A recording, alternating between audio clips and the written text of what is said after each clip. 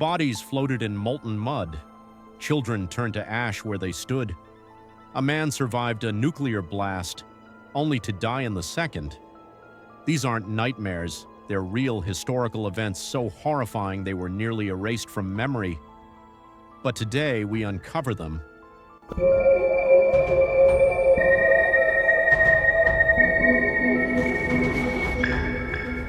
They say history is written by the victors. But what about the victims? The ones whose screams were swallowed by smoke, whose names were buried beneath rubble and radioactive dust. Some disasters are too horrifying, too unspeakable to be proudly archived in textbooks. Instead, they're buried, hidden beneath decades of silence, sealed behind shame or censorship.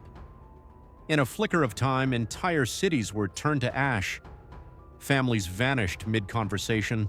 Children stared wide-eyed at a sky that glowed before it fell. Survivors clawed through fire and flesh, only to discover the real horror had just begun. These aren't fictional tales. They are real, documented, denied, and nearly forgotten. Today we uncover three of the most disturbing disasters in history. One where a mountain collapsed like a bomb, swallowing thousands in seconds. Another where a cloud of invisible death swept through a city without warning, and one that turned a peaceful town into a living hell, not once, but twice. Each event more surreal than the last, each one a brutal reminder the past isn't dead, it's just hidden in ash. Pompeii, 79 AD, a bustling Roman trade hub at the foot of Mount Vesuvius. The streets echoed with merchants' voices, children played in courtyards, and the baths steamed with luxury. No one feared the looming mountain.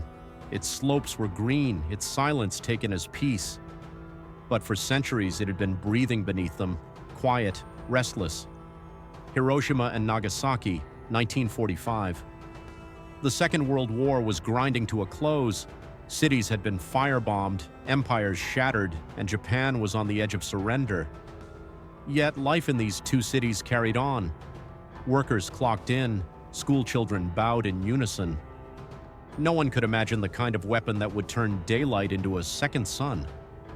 Armero, Colombia, 1985, built near the slopes of Nevado del Ruiz, a snow-capped volcano dormant for over a century. The town thrived.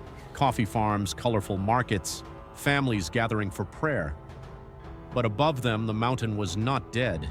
It was only sleeping. Each of these places had warnings, seismic shivers, rumbling skies, intelligence reports, even eyewitnesses screaming for someone to listen. But each time the signs were ignored, or worse, silenced. And what followed wasn't just disaster, it was obliteration. It began with a sound, low, distant, almost like thunder. Then the ground convulsed, birds took flight, dogs howled, and Mount Vesuvius, silent for centuries, opened its mouth to hell. At first, the eruption looked like a black mushroom rising into the sky. Ash and pumice rained down like a snowfall of death. Roofs collapsed under the weight. But it was only the beginning. What followed was faster than any man could outrun. A pyroclastic surge, a wave of gas and molten rock moving at over 400 miles per hour. It didn't burn, it vaporized. Those who stayed behind were trapped in a furnace. One woman clutched her infant son. Her fingers still reach for him centuries later, frozen in mid-scream. Entire families died in an instant, their last moments burned into stone, not buried, preserved. The plaster casts we see today aren't statues, they are negative spaces where human flesh once was, air pockets left behind as bodies turned to vapor, then dust. The agony, the fear, the final reach for a loved one, it's all still there, immortalized. In just hours, Pompeii ceased to exist. Streets turned to lava rivers, villas became tombs, life became artifact. They didn't just die. They were captured in the very act of dying, faces contorted, hands shielding eyes from an invisible wall of fire, and for almost 1,700 years, the world forgot they even existed. It was just after 8 a.m. on August 6, 1945, when the sky above Hiroshima split in half. A flash brighter than the sun, then nothing. For a moment, the world fell silent. Then came the roar. The buildings groaned, then vanished. Fires ignited in places untouched by flame. People simply disintegrated. Dr. Michihiko Hachiya saw it unfold from his clinic window. First, the blinding light, then darkness as walls collapsed around him. He crawled outside and saw bodies with skin hanging like wet rags, eyes burned, bones exposed, mothers carrying children that no longer breathed, and the shadows, human outlines permanently etched into stone where someone once stood. 3 days later, 300 miles away in Nagasaki, it happened again.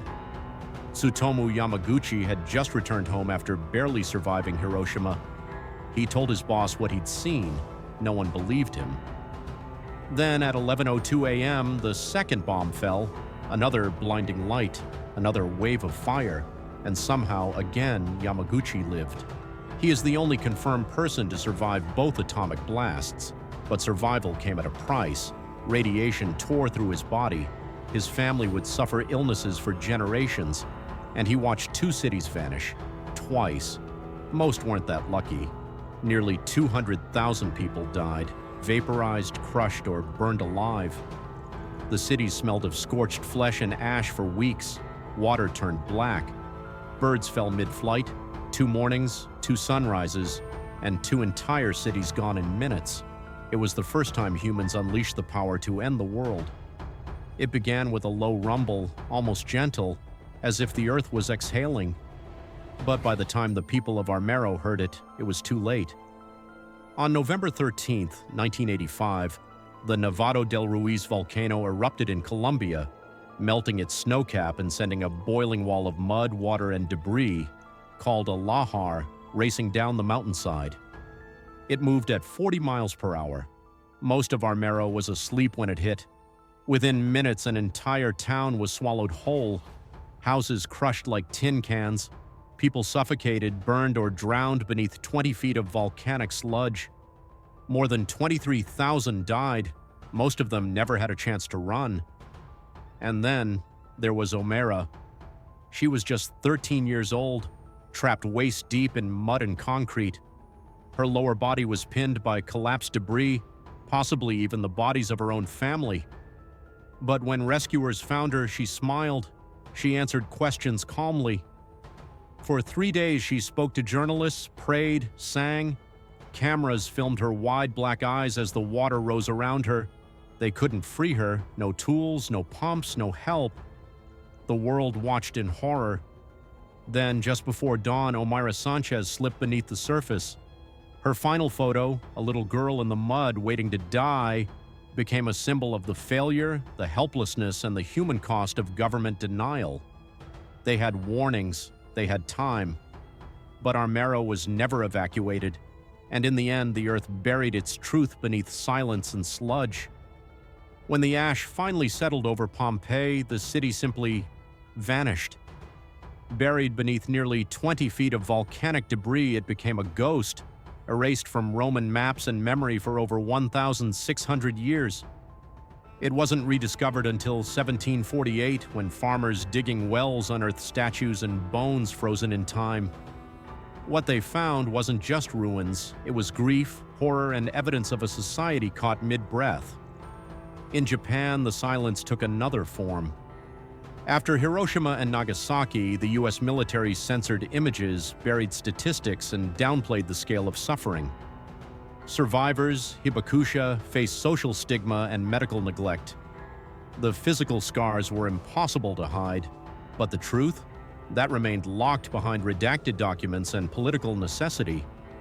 In Colombia, the government insisted the Armero tragedy was a natural disaster, despite months of warnings from scientists. Officials blamed unpredictable weather and geological surprise. But the people knew better. Omaira's death, captured in real time, became a wound on the nation's conscience.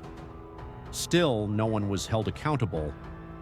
Across centuries and continents, the story repeats. Warnings ignored, questions silenced, justice delayed or denied. The survivors lived on, but many were never the same. They carried the weight of memory, of lives lost in moments that never should have happened. And when they looked for truth, they often found empty apologies. In every case, those in power chose to bury more than just the dead. History doesn't whisper, it screams. But too often, no one listens. The horrors of Pompeii, Hiroshima, and Armero weren't just natural tragedies. They were amplified by human arrogance, denial, and silence.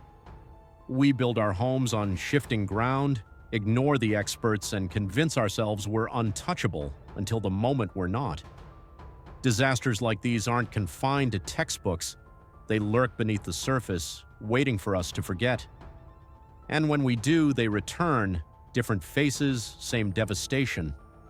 The ash may settle, the bombs may fade, and the mud may dry, but the consequences echo for generations. So ask yourself, what other warnings are we ignoring right now? What other towns sit in the path of quiet catastrophe? Because the most disturbing disasters in history aren't just the ones we know about. The scariest part? We never see them until it's too late. Thank you for watching.